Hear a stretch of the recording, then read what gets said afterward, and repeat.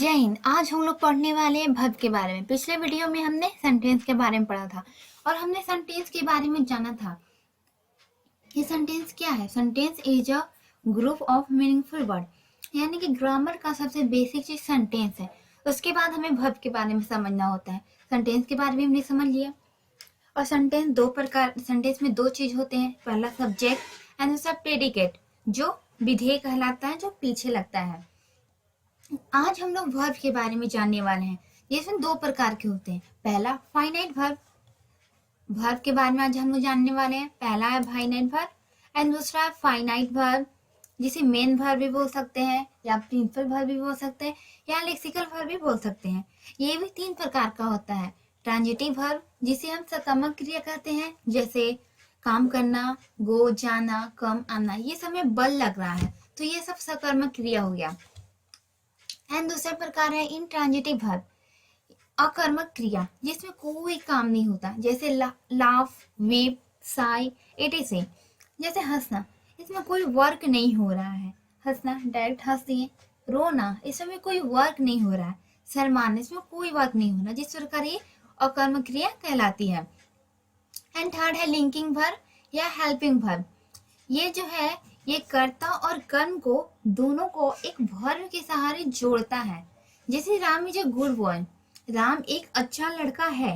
राम हो गया and boy हो गया, राम एंड लड़का, इन दोनों को जोड़ने के लिए हेल्पिंग वर्ब की जरूरत पड़ती है। जैसे राम इज अ बॉय, तो ये जो हो गया हेल्पिंग वर्ब हो गया, जो राम और बॉय को जोड़ने का काम कर रहा है। तो आज हम जानते हैं वर्ब क्या है और किसे कहते हैं। वर्ब का मतलब होता है क्रिया, और verb is a word which represent a state, action, having and position। जो verb है वह यह दर्शाता है, verb एक वर्ड है जो दर्शाता है किसी वस्तु की अवस्था, काम की एक्शन को, हंसना एंड अधिकार, ये सब चीजों को ये verb ही दर्शाता है, जिस कारण हम इन सब चीजों को मिलाकर ही हम इसे verb कहते हैं। जैसे Ram is a good boy, she is speaking English. और आपको यहाँ पे पता चल ऐसा लग रहा हो कि लिंकिंग वर्ब और हेल्पिंग वर्ब में क्या अंतर है, तो आइए हम आपको बताते हैं। हेल्पिंग वर्ब दो, एक कर्ता और एक कर्म के दोनों को जोड़ने के लिए जिस वर्ब की जरूरत पड़ती है उसे हेल्पिंग वर्ब कहते हैं। जैसे यहाँ पे हमने एग्जाम्पल के रूप में रखा हुआ है, Ram is a good boy, यानी कि राम जो है कर्ता है, सब्जेक्ट, बॉय कर्म है यानी कि ऑब्जेक्ट, यानी जो गुड है ये एडजेक्टिव है, ये राम की विशेषता बताता है। ये जो है यह एक हेल्पिंग वर्ब है, क्योंकि ये और ये दोनों के बीच में आ गया।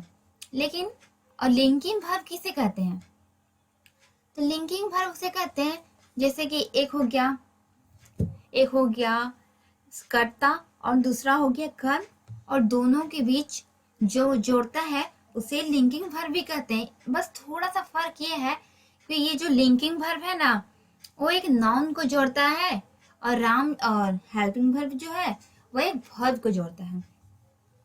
यानी कि he is speaking English, English एक नाउन है, अंग्रेजी एक शब्द है, एक नाउन है। ही इज स्पीकिंग इंग्लिश, वह अंग्रेजी बोल रहा है। यहाँ पे जो इज है इसे हम लिंकिंग वर्ब कहते हैं, और यहाँ पे जो इज है इसे हेल्पिंग वर्ब कहते हैं। बस इसमें समझने की बात है, बाकी सब चीज एक ही होती है। And structure of linking verb, तो यहाँ पे हम जानते हैं लिंकिंग वर्ब में सब्जेक्ट वन, यानी कि ही, सी, इट, राम इत्यादि को हम सब्जेक्ट वन कहते हैं। जैसे कि यहाँ पे लिखा हुआ सब्जेक्ट वन यानी singular number and subject two यानी प्लूरल नंबर।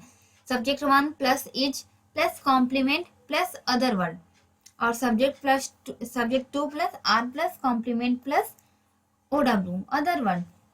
यानी कि इसमें मैंने बताया, जैसे किसी चीज को हम, जैसे राम लड़का है, और अगर हम राम लिखते हैं और बॉय लिखते हैं, राम और राम लड़का बोलते रहेंगे, इसका कोई अर्थ नहीं मिलेगा। इस चीजों को मिलाकर कॉम्प्लीमेंट डालकर जो सेंटेंस बनाया जाता है वह एक अर्थपूर्ण होता है। जैसे Ram is a good boy, Ram एक अच्छा लड़का है, तो इसमें कॉम्प्लीमेंट भी है, अदर वर्ड भी है, सब्जेक्ट भी है, वर्ब भी है। इस प्रकार ये जो है लिंकिंग वर्ब का स्ट्रक्चर है। तो आइए हम जानते हैं कर्ता किसे कहते हैं। कर्ता, कर्ता वह शब्द जिसके बारे में कुछ कहा जाए उसे कर्ता कहते हैं।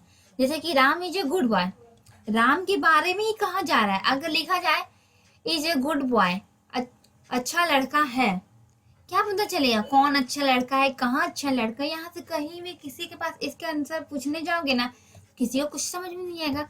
अगर हम लिखेंगे Ram is a good boy, Ram एक अच्छा लड़का है, तो सबको पता चलेगा कि हाँ राम ही अच्छा लड़का है। इस प्रकार कर्ता की बहुत ही अहम भूमिका होती है किसी सेंटेंस में। और कॉम्प्लीमेंट, कॉम्प्लीमेंट वह शब्द जो वाक्य को पूरा करता है तथा कर्ता की विशेषता बताता है। जैसे कि यहाँ पे है Ram is a good boy और यहाँ पे है ही इज स्पीकिंग इंग्लिश। अगर हम इसको लिखेंगे ही इज इंग्लिश, वह अंग्रेजी है, इससे आपको कुछ भी पता नहीं चलेगा। किसी के पास पूछेगा वह अंग्रेजी है, आपको खुद बेवकूफ बनेगा। इस प्रकार हम अगर लिखते हैं ही इज स्पीकिंग इंग्लिश, वह अंग्रेजी बोल रहा है, यहाँ पे जो स्पीकिंग हो गया ना, ये कॉम्प्लीमेंट है। वह सब जो वाक्य को पूरा करता है तथा कर्ता की विशेषता बताता है। यहाँ पे ही इज स्पीकिंग इंग्लिश, यहाँ पे स्पीकिंग जो है वह कर्ता की, यहाँ पे जो स्पीकिंग है ये वाला, वह कर्ता की विशेषता बता रहा है। जिस प्रकार हम ये कह सकते हैं कि यह सेंटेंस अर्थपूर्ण है, इसमें कर्ता भी है एंड सब ये हेल्पिंग वर्ब भी है, लिंकिंग वर्ब भी है, इसमें कॉम्प्लीमेंट भी है, ऑब्जेक्ट भी है। तो इस प्रकार हम कह सकते हैं कि इसमें सारा कुछ है। अब हम बात करते